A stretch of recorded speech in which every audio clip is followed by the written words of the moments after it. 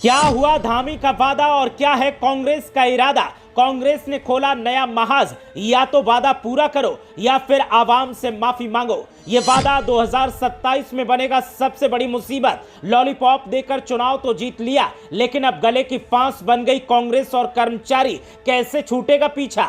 उत्तराखंडी अब बेवकूफ नहीं बनेंगे, ठगे नहीं जाएंगे, अब सबक सिखाएंगे, हिसाब मांगेंगे और रिपोर्ट अधूरी मिली तो सत्ता छीन भी लेंगे। क्या वाकई कांग्रेस ऐसा करने में सक्षम है? जवाब आपको देना है। तो अब उकाल काट के सरबट चाइनीज और कहते हैं कि रघुकुल रीत सदा चल आई, प्राण जाए पर वचन न जाई। मैं ये याद मुख्यमंत्री जी को दिलाना चाह रहा हूँ। लोग 12-12, 15-15 सालों से 7,000, 8,000 रुपए पे जीवन यापन कर रहे हैं। अब ऐसा नहीं होना चाहिए कि मतलब निकल गया तो पहचानते नहीं।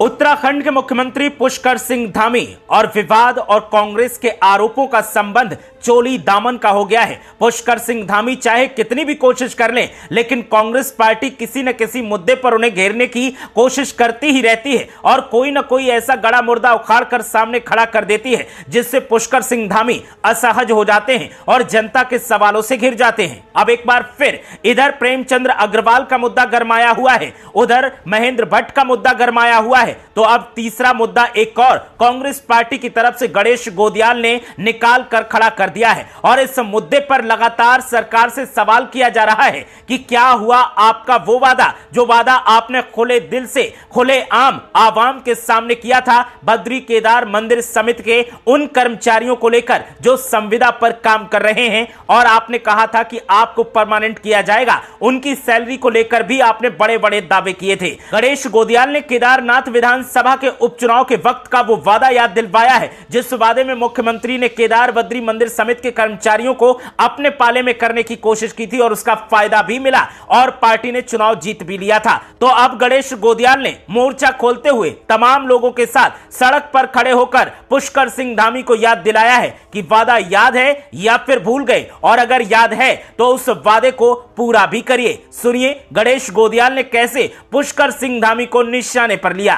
केदारनाथ विधानसभा के उपचुनाव के समय माननीय मुख्यमंत्री पुष्कर सिंह धामी जी ने अगस्त मुनि में जाकर विशुद्ध रूप से, बहुत स्पष्ट रूप से यह घोषणा की थी कि बद्रीनाथ केदारनाथ मंदिर समिति के सभी कर्मचारी जो कि परमानेंट नहीं हुए हैं, संविदा पे काम कर रहे हैं या अन्य तरह से काम कर रहे हैं, उन सबको समायोजित किया जाएगा। आज उनकी उस घोषणा को काफी समय हो गया और मुझे लगा कि शायद माननीय मुख्यमंत्री जी भूल गए हों, तो मैं माननीय मुख्यमंत्री जी का ध्यान उनकी उस घोषणा पे की तरफ आकर्षित करना चाहता हूं।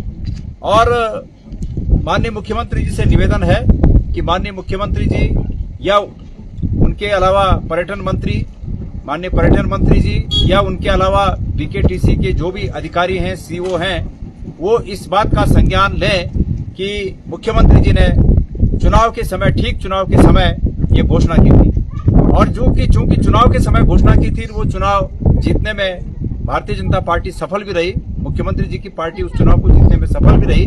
तो अब उकाल काट के सरबट नहीं होना चाहिए। अब ऐसा नहीं होना चाहिए कि मतलब निकल गया तो पहचानते नहीं। गणेश गोदियाल सिर्फ यहीं तक नहीं रुके, उन्होंने और भी तमाम बातें गिनवाई और उन्होंने साफ तौर पर चुनौती देते हुए कहा कि वादा पूरा किया जाएगा या पिछले वादों की तरह इस वादे को भी भुला दिया जाएगा और आवाम को ठगने का काम जो आपने किया है, आवाम को ठगते रहेंगे। आवाम अब ठगने के मूड में नहीं है। 2027 का विधानसभा चुनाव आने वाला है, इसलिए अगर वादा पूरा कर दिया जाए तो ज्यादा बेहतर होगा, वरना आवाम इसका बदला लेने के लिए तैयार खड़ी है।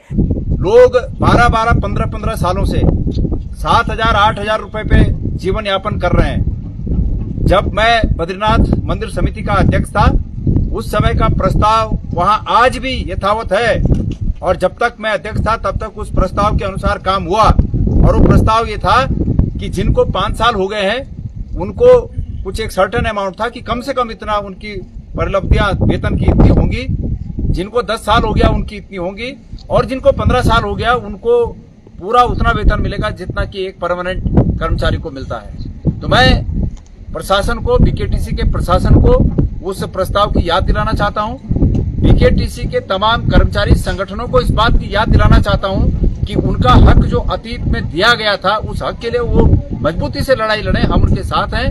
आवश्यकता पड़ी तो अगर कोर्ट भी जाना होगा तो हम उनकी मदद करेंगे, वो तैयार हों। और सरकार के, अगर सरकार निकट भविष्य में, जैसे कि मुख्यमंत्री ने कहा था, आज उस बात को इतना दिन हो गया, अभी भी अगर महीना 15 दिन के अंदर अगर संज्ञान नहीं लेते हैं मुख्यमंत्री और नहीं करते हैं, क्योंकि ठगने की उनकी पुरानी आदत है, इसलिए अगर पुनः एक बार अगर लोगों को ठगा गया तो हम आपकी लड़ाई लड़ने को तैयार हैं।